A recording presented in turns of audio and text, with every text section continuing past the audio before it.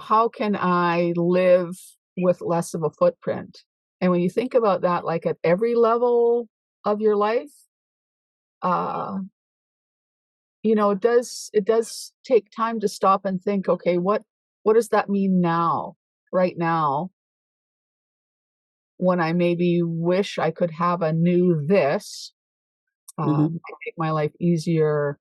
What would be an alternative? It's an art. It's an art practice in itself, and a mindful practice, and a earthing practice to really be conscious of, like, softly and gently, walking on our Earth Mother, which is a subsistence practice. Like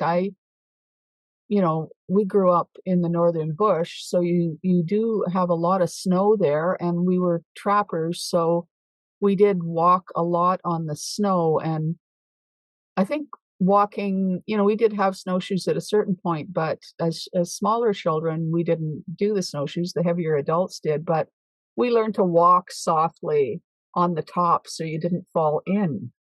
Mm-hmm. And so, I mean, I just went for a barefoot walk in the forest on my little forest trail, in preparation for our time together, and made some offerings. Um, and, when I do that, I'm very conscious. Okay, when your feet are bare and you're walking on rock and you're walking on moss and you're walking on sticks, it's cold this season, and you're just very conscious of your feet. And Mm-hmm. you're like, okay, this is my mindful practice of walking softly and walking gently on Earth Mother.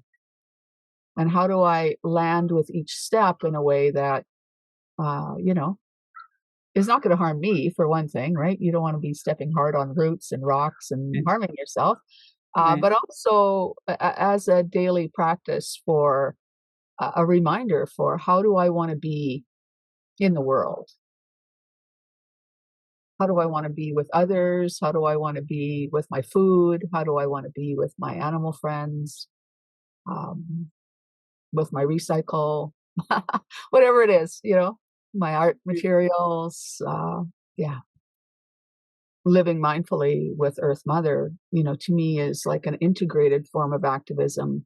I'm trying to live by my example of who I am and what I'm doing and how I am in the world. Yeah, I guess that's all activism to me. This is Lynn Fraser. Join us for the 2024 Radical Recovery Summit, January 12th to 21st. RadicalRecoverySummit.com.